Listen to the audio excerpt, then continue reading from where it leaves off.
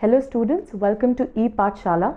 My name is Prerna Trehan. I'm an assistant professor at GGDST College, Punjab University, Chandigarh, and in today's module we shall be looking at the concept of equality. In present times, through protests and social movements, equality has come to be one of the most accepted concepts, and yet it firmly remains in the territory of essentially contested concepts as well. In the following module, we shall try to deconstruct this concept of equality and look at its various contours. The module follows a fixed structure. Firstly, we shall be looking at the historical trajectory of the concept of equality and how it evolved. In the second part, we shall look at the various understandings as well as the meanings of equality that have been thrown up by various kinds of scholarships.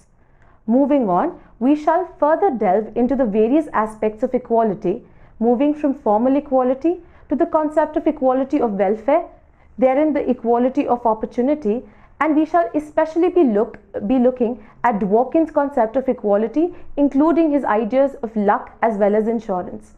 Furthermore, we shall be focusing on Amartya Sen and his work on equality of what. Furthermore, it shall also include equality of capabilities. Lastly, the last part of the module shall include concluding remarks, giving forth a holistic view on what the concept of equality includes and what are the missing parts therein. The moral inequalities are at the center of Rousseau's thesis on inequality. He attributes loss of freedom to the inequality produced by the emergence of private property. The civilized people develop social classes based on property, and along with social inequalities comes the loss of liberty. It is said about equality that few terms of political discourse have enjoyed such a long life and played such an important role in the making of modern history. It is one of the most popular as well as controversial ideal. The Oxford Dictionary of English defines equality as a state of being equal, especially in status, rights, and opportunities. Aristotle can be termed as the first thinker to write on equality. Aristotle explains equality as corollary to justice. He writes that justice means equality for equals and inequality for unequals.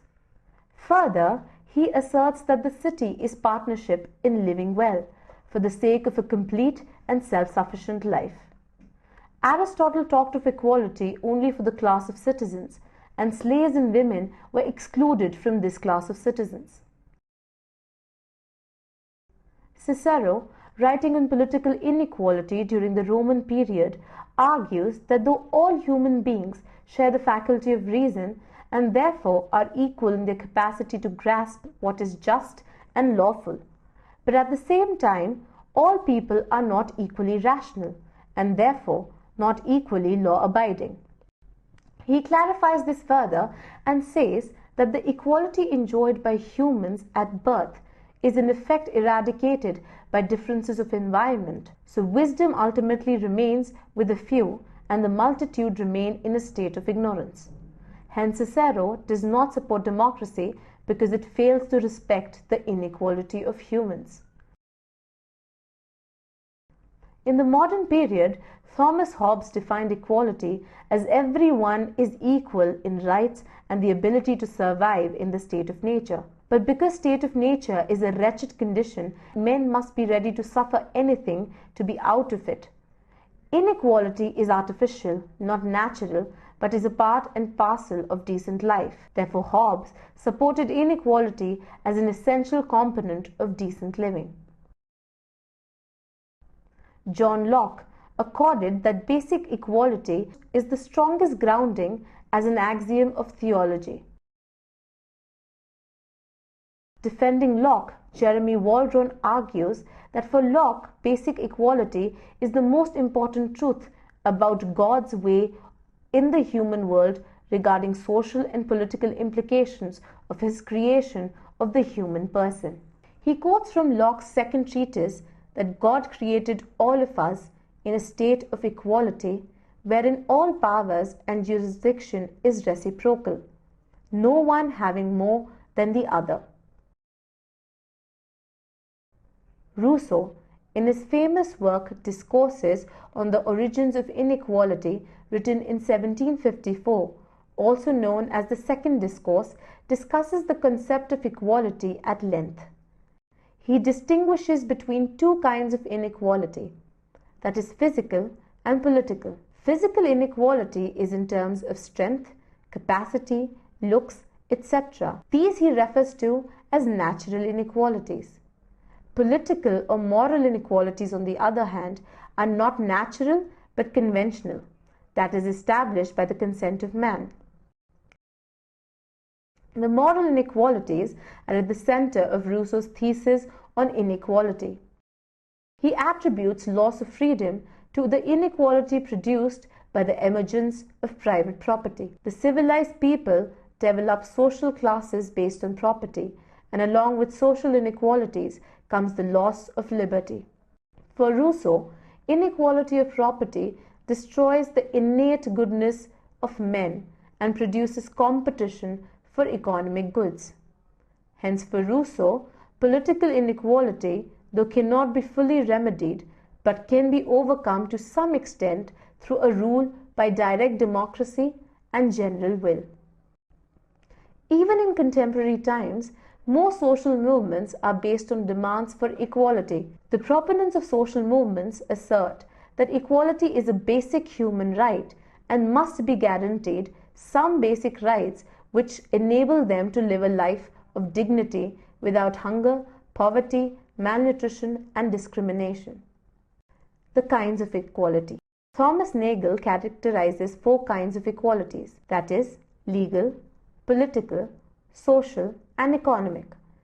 He argues that political equality, if taken as one person, one vote, legal equality as the right to file a lawsuit and trial, and social equality, if considered as abolition of titles and special privileges, can only be considered as formal equality and not real equality, as none of these can guarantee the removal of substantive inequalities, which he considers are dependent on economic factors. Legal equality means equality before law. That is, law applies equally to all individual citizens, irrespective of their caste, religion, language, and gender. But this equality becomes hollow if an individual belongs to an underprivileged class and is unable to hire a good lawyer. Such individuals may suffer acute inequalities and lose the trial. Hence, equality before law or legal equality requires equality of basic resources.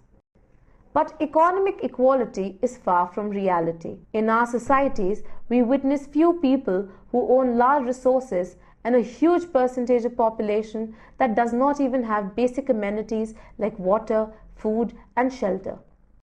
Hence, legal and political social equality are ideals in almost all the constitutions of the world, but reality is far different. Political equality defined in such narrow terms may render useless, as people facing poverty may not leave one-day wage to vote. Social equality cannot be granted simply by abolishing titles. This we have witnessed in India. Even after 65 years of abolition of titles by Article 17 of our Constitution in 1949, inequality on grounds of caste and name still persists in the Indian society. Political equality has been explained very well by Sidney Verba, who includes various activities such as political campaign, participating in local community activities, contacts with public officials, and protests. These he terms as equal activity, which is crucial for equal consideration because political activity is a means by which citizens inform the governing elites about their needs and preferences. This he considers very important for democracy. Equality of what? The first question any scholar of equality has to answer is equality of what? What here connotates various things such as claims, rights, status, opportunities, welfare, resources, and privilege. Professor Amartya Sen, in his widely cited article Equality of What, proposes a basic concept of basic capability equality and criticizes three prevalent conceptions of equality, that is utilitarian, equality as utility, and Rawlsian conception of equality.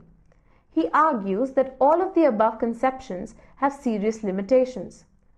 Defining utilitarian equality as the equality derived from the utilitarian concept of goodness applied to problems of distribution, Sain asserts that the utilitarian conception of equality based on maximum utility requires equality of marginal utility. That is, equal treatment of everybody's interests provides an inadequate index of measuring utility on moral grounds, and marginal utility cannot be taken as identifiable with indicators of social importance.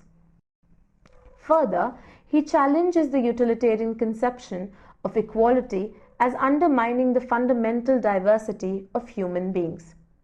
He explains that humans are not homogeneous, and hence treating their needs as mere utilities can lead to gross inequalities. Sain hence quotes John Harency that utilitarianism leads to unfair discrimination by equating between one person's and another person's equality urgent human needs. Secondly, Sain criticizes the total utility equality, also known as welfarism. He sees it as a matter of direct observation and is based on ranking with regards to two cases of non-equal distributions. One such ranking, Sain asserts, is provided by a lexicographic version of maxim rule, like John Rawls' difference principle, the only difference being that Rawls talks of primary goods and not utilities. Thirdly, Sain argues against the principle of Rawlsian equality as he asserts the difference principle of Rawls by talking about hard cases which do not take into consideration inequalities that arise from disabilities, special needs, physical and mental disabilities. Basic capability equality. Amartya Sen's main thesis is that all the above theories miss the point of basic capabilities. He defines basic capabilities as a person being able to do certain basic things like needing shelter, food, clothing, movement, to participate in social life, etc. These basic capabilities, Sain claims, as fundamental, and the earlier three conceptions of equality do not take this into consideration. The issue, according to Sain, is the interpretation of needs in the form of basic capabilities, which is implicit in the demand for equality. Equality as capability depends on a person's capability to live a good life and is defined in terms of the set of valuable beings and doings, like being in good health or having loving relations with others to which they have real access. Sain proposes the basic capabilities equality as a natural extension of Rawls' concern with primary goods, shifting attention from goods to what goods do to human beings. The basic capabilities equality, Sain claims, is compatible with diversity of cultures, which gives significance to different values, cultures, and it is gender sensitive. Equality of resources. Ronald Dworkin somewhat follows John Rawls' principle of veil of ignorance, which Dworkin calls the auction. But even before Dworkin discusses auction, he clearly mentions that the principle of equality of resources is a matter of equality in whatever resources are privately owned.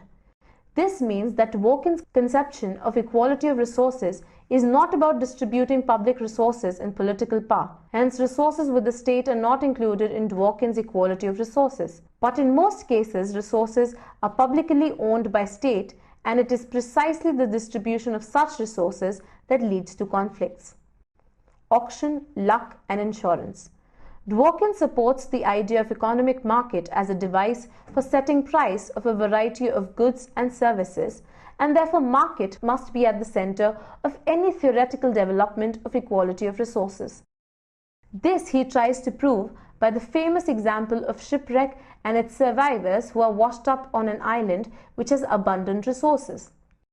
These survivors, whom Dworkin calls the immigrants, accepts the principle that no one is antecedently entitled to these resources, but that they shall be divided equally among the survivors. For the equal distribution of resources, Dworkin develops what he calls the envy test. It is a test of equal division of resources. According to Dworkin, no division of resources is equal division if any one survivor prefers someone else's share to his own share. Secondly, what if a person elected as divider distributes the resources equally among all survivors? Still, there is a scope for envy because the survivor A might not be happy with her share but might prefer another share. What will happen if the divider is unfair? So the divider must devise a method which will take care of arbitrariness and unfairness. To this, Dworkin provides the solution of auction. He explains the auction as follows. Each survivor is given an equal number of clamshells, which are evenly distributed among them, and each item in the island is listed to be sold by auction. This minimizes the amount of unfairness and arbitrariness and leads to equal distribution of resources. Hence now, no one will envy the other. But Dworkin argues that auction will be successful only for a short while, as some survivors may be more skillful and smart to produce what others want. But some may stay healthy, some may fall sick, some may work more, some may work less, and hence again there shall be inequality. This Dworkin calls luck. Further, he differentiates between two kinds of luck. Firstly, option luck, and second, brute luck. Option luck is a matter of how deliberate and calculated gambles turn out, whether some or losses or gains through accepting an isolated risk and the anticipation of such risks. Brute luck is a matter of how risks fall out that are not deliberate gambles. Hence, he divides the option of insurance, which provides link between option and brute luck by providing the option to buy insurance, which then is a calculated gamble. Dworkin argues that he does not support equality of resources to be applied as a political ideal, but that any principle of justice needs an original position, howsoever abstract it might be. It cannot be taken as the beginning of a political philosophy, but that the force of original position as a device for justice needs a deeper interpretation of equality of resources argument. Equality of opportunity. Equality of opportunity is one of the most well accepted forms of equality in democratic world. Scholars such as James Fishkin, Richard Arneson, David Miller, Alan Buchanan, William Galstone conceptualize equality of opportunity as based on merits and equal competition in liberal societies. John Rawls can also be credited with giving his exposition on equality of opportunity in his two lexical principles. According to him, there are differences among individuals due to natural assets such as being born in a well-off family, having resources for education, and leading a good life. For Rawls, equality of opportunity goes beyond the common understood notion of persons of equal talent and motivation having equal prospects for attaining social offices and positions. In order to compensate those who still suffer, Rawls writes that inequalities should be so arranged so as to maximize the life prospects of the worst off. Norman Daniels wrote on extending Rawlsian equality to healthcare, as healthcare falls under special case and denial of healthcare adversely affects individuals' capability to grab opportunities. Equality of opportunities is easier if it's not equated with equality of outcomes. James Fishkin argues that liberty and equality of opportunities will not be in conflict if equality of opportunity is not seen as equality of outcomes. If equality of opportunity is seen merely as a situation where everyone of similar capacity and skills gets a fair chance to compete for state jobs, then it does not appear so controversial. But once we talk of equal outcomes, conflicts seep in. According to Riemer, the goal of equality of opportunity is to establish policy that compensates people for negative circumstances in order to establish a society in which individual effort is the only thing that matters. He uses the formulation of level playing field, that is equal opportunity policy, to create level playing field, after which each individual is on his own. What outcomes finally occur will reflect individual efforts, and different outcomes are acceptable. Difference and equality. This is a comparatively new addition to the debates on equality. The roots of this lie in the politics of recognition and multiculturalism, since multicultural approach to equality is based on real equality and not formal equality. That is, multicultural theorists argue that because all individuals are not equal, going by the liberal principle of equality as treating all equally leads to gross inequality. The multiculturalists demand for equality on grounds of cultural differences. They asserted that in a liberal setup, difference of culture, customs, religions, and so on are not taken into account, and liberals treat all individuals as mere citizens, leading to inequalities. Multiculturalists argue against equality as equated with uniformity. Equality has two levels: shared human nature and cultural. Treating humans equally requires that both these levels are kept in mind, since different cultures have varied structures and customs and therefore values differ. Equal rights do not mean identical rights. Equality does not mean only rejection of irrelevant differences, but also recognition of legitimate and relevant ones. Michael Walzer coins the term complex equality in his book. In the spheres of justice, he defines this as complex equality means that no citizen standing in one sphere or with regard to one social good can be undercut by standing in some other sphere or with some other social good. Thus, citizen X may be chosen over citizen Y for political office, and then the two will be unequal in the sphere of politics. But they will not be unequally equal generally so long as X's office gives him no advantage over Y in another sphere: superior medical care, access to better schools for his children, and so on. Thus, equality is one concept that has occupied political philosophy from ancient Greek times and is still very much relevant in today's world. There are variants of equality, as we have seen from the above discussion, but equality needs rights to complement itself as well. Let us summarize whatever we have picked up in this module, including the various debates and dilemmas surrounding the concept of equality.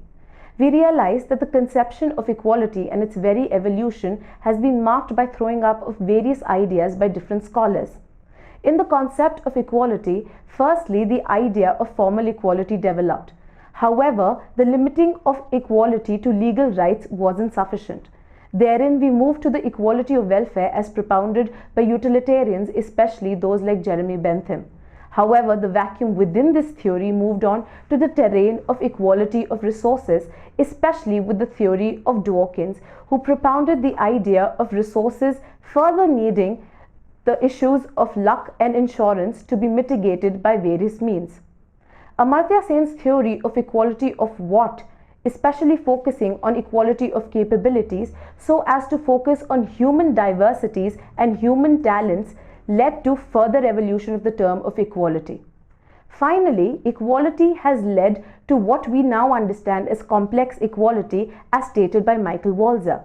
He clearly states that there cannot be one primary set of goods as propounded by John Rawls, but in fact there needs to be a diversity of various social goods, all in different spheres with their own principle of distribution.